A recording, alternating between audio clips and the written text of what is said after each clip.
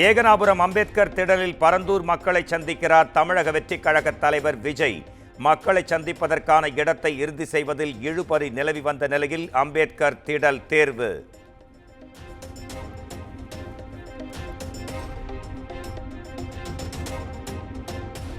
பரந்தூர் செல்லும் விஜய்க்கு பிரத்யேக வாகனம் தயார். வாகனத்தின் வீடியோ காட்சிகள் இணையத்தில் வைரல்.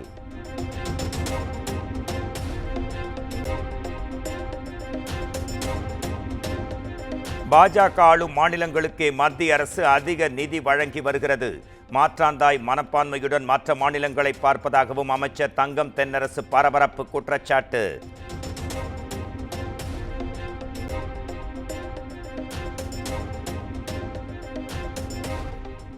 மெட்ரோ ரயில் திட்டத்துக்கு மத்திய அரசு போதிய நிதி ஒதுக்கவில்லை என அமைச்சர் தங்கம் தென்னரசு குற்றச்சாட்டு. இந்த திட்டத்திற்காக 26,000 கோடி ரூபாய் நிதியை தமிழக அரசே ஒதுக்கியது என்றும் விளக்கம்.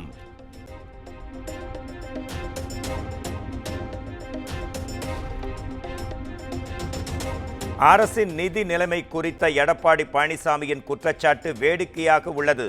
அடிப்படை புரிதலின்றி எடப்பாடி பழனிசாமி பேசி வருவதாகவும் அமைச்சர் தங்கம் தென்னரசு விமர்சனம்.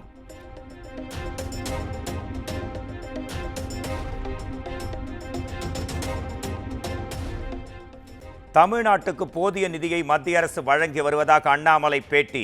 மெட்ரோ ரயில் திட்டத்திற்காக 43,000 கோடி ரூபாயை மத்திய அரசு ஒதுக்கியதற்கான வெள்ளை அறிக்கையை வெளியிட தயார் எனவும் பதிலடி.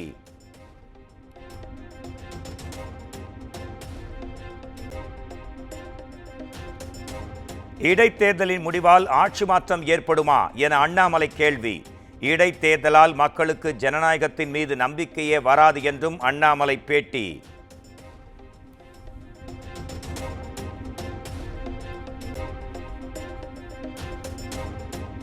தமிழ்நாட்டில் பெண்களுக்கு பாதுகாப்பு இல்லை என்பதை தாண்டி தற்போது பெண் காவலர்களுக்கே பாதுகாப்பு இல்லாத அவல நிலை.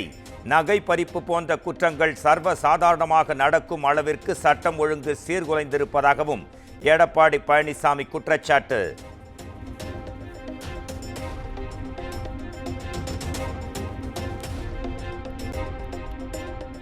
இன்னும் 100 பௌர்ணமிகளுக்கு முதலமைச்சராக மு.க. ஸ்டாலின் தொடர்வார்.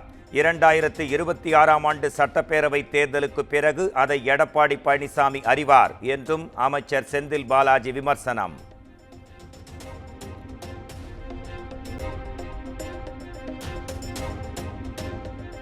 ஈரோடு கிழக்கு இடைத்தேர்தலை முன்னிட்டு அனல் பறக்கும் பிரச்சாரம். திமுக, நாம் தமிழர் கட்சி வேட்பாளர்கள் வீதி வீதியாக சென்று தீவிர வாக்கு சேகரிப்பு.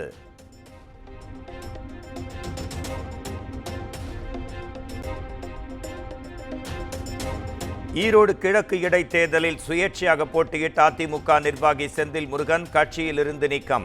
கட்சிக்கு அவப்பெயர் ஏற்படும் விதத்தில் செயல்பட்டதால் அதிமுக பொதுச் செயலாளர் எடப்பாடி பழனிசாமி நடவடிக்கை.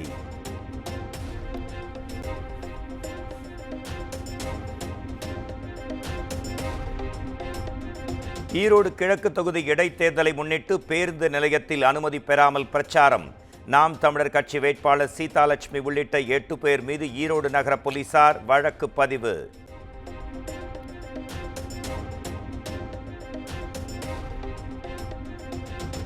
பனிப்பொழிவு மற்றும் பருவம் தவறிய மழையால் பாதிக்கப்பட்ட நெற்பயிர்களுக்கு நிவாரணம் வழங்கப்பட வேண்டும். தமிழக அரசுக்கு எதிர்க்கட்சித் தலைவர் எடப்பாடி பழனிசாமி வலியுறுத்தல்.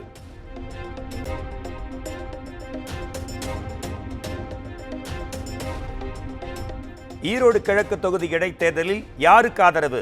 வாக்கு அளிப்போம், ஆனால் யாருக்கு என்பதை சொல்ல மாட்டோம் என ஓ பன்னீர்செல்வம் ருசிகரம். நாங்கள் தேர்தலை புறக்கணிக்கவில்லை, ஓட்டளிப்போம், யாருக்கு என்பது ரகசியம்.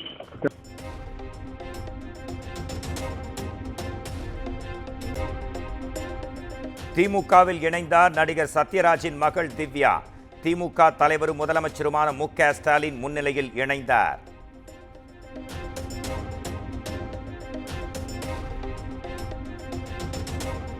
திருச்செந்தூர் கோயிலில் பக்தர்கள் 6 மணி நேரம் காத்திருந்த விவகாரத்தில் அலட்சியமாக பதிலளிப்பதா?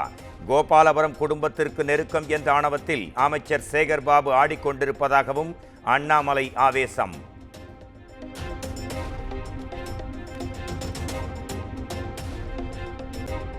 பாஜகவின் வேலூர் மாவட்ட தலைவராக தசரதன் நியமனம். மாவட்டத்தின் பாஜக முன்னாள் தலைவர், நிர்வாகிகள் உள்ளிட்டோர் கட்சியிலிருந்து விலகுவதாக அறிவிப்பு.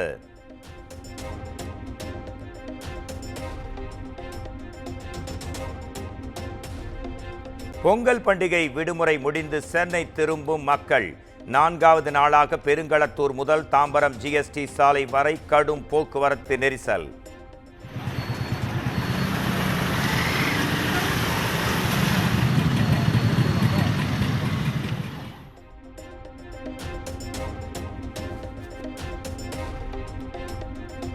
சென்னை விமான நிலைய சுங்கத்துறை அதிகாரிகள் 4 பேர் காத்திருப்போர் பட்டியலுக்கு மாற்றம். துபாய், சிங்கப்பூரிலிருந்து 1.5 கோடி ரூபாய் மதிப்புடைய 2 கிலோ தங்கம், ஐபோன்கள் கடத்தி வந்த 13 பேரை சோதனை செய்யாமல் வெளியே அனுப்பியதால் அதிரடி நடவடிக்கை.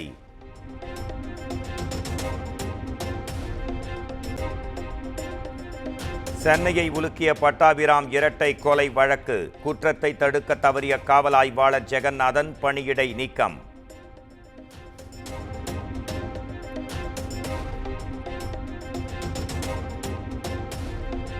மதுரை மாவட்டம் உசிலம்பட்டி அருகே சிறுவன் தீண்டாமை கொடுமைக்கு ஆளாக்கப்பட்டதாக புகார்.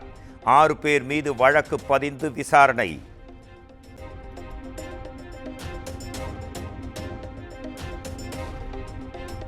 திருச்சி மாவட்டம் லால்குடி அருகே அண்ணன் மகனை மது அருந்த வைத்த இளைஞர்.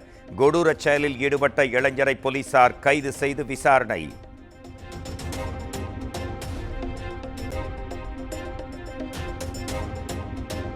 தொடர் விடுமுறையால் திருவண்ணாமலையில் குவிந்த பக்தர்கள். பல மணி நேரம் காத்திருந்து அண்ணாமலையாரை தரிசித்த மக்கள் கூட்டம்.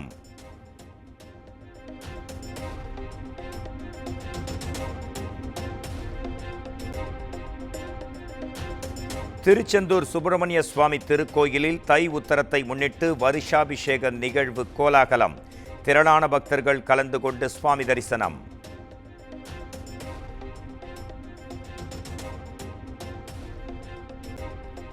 பொங்கல் விடுமுறையை முன்னிட்டு பழனி முருகன் கோயிலில் அலைமோதிய பக்தர்கள் கூட்டம். கொட்டு மழையில் பாத யாத்திரையாக வந்து சுவாமி தரிசனம்.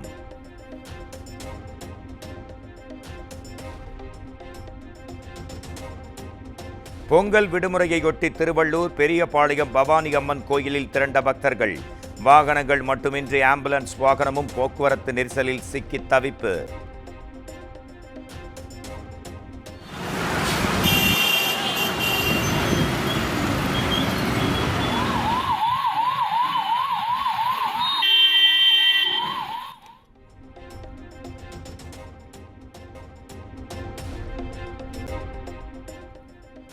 பட்டுக்கோட்டை அருகே பூச்சி தாக்குதலால் 500 ஏக்கரில் பயிரிடப்பட்டிருந்த நெற்பயிர்கள் சேதம்.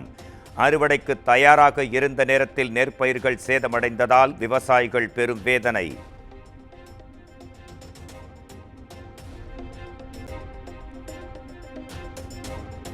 நெல்லை மாவட்டத்தில் மிக கனமழை பெய்யும் என வானிலை ஆய்வு மையம் எச்சரிக்கை. குமரி, தூத்துக்குடி உட்பட 4 மாவட்டங்களில் கனமழைக்கு வாய்ப்பு என்றும் கணிப்பு.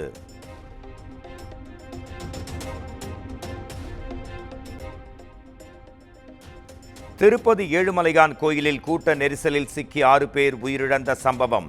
விளக்கம் கேட்டு தேவஸ்தானத்திற்கு அனுப்பிய நோட்டீஸை திரும்ப பெற்றது மத்திய அரசு.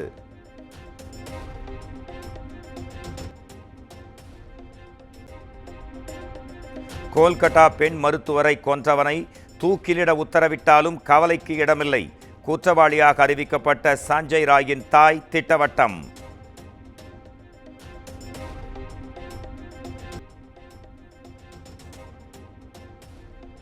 சைஃப் அலி கானை தாக்கியவர் சட்டவிரோதமாக வங்கதேசத்தில் இருந்து இந்தியாவுக்குள் நுழைந்தவர். கொள்ளை நோக்கத்துடன் வீட்டுக்குள் புகுந்ததாகவும் போலீசார் அறிவிப்பு.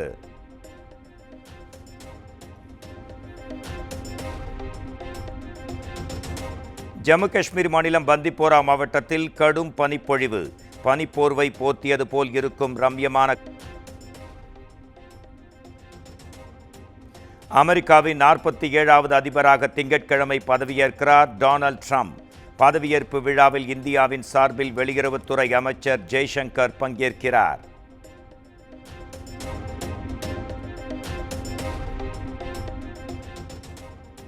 அமெரிக்காவின் 47வது அதிபராக பதவியேற்கும் டொனால்ட் ட்ரம்ப் ஒடிஷா மாநிலம் பூரி கடற்கரையில் 47 அடி அகலம் கொண்ட மணல் ஓவியம் மூலம் மணற் சிற்பக் கலைஞர் சுதர்சன் பட்நாயக் வாழ்த்து.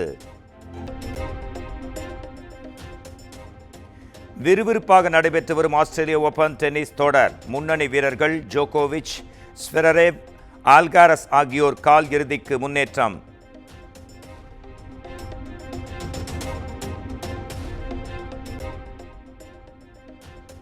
துபாயை தொடர்ந்து போர்ச்சுகலில் நடைபெறும் ரேஸில் பங்கேற்றுள்ள நடிகர் அஜித் குமார் தெற்கு ஐரோப்பிய போஷ் ஸ்பிரிண்ட் தொடரின் முதல் சுற்றில் தகுதி பெற்றார்.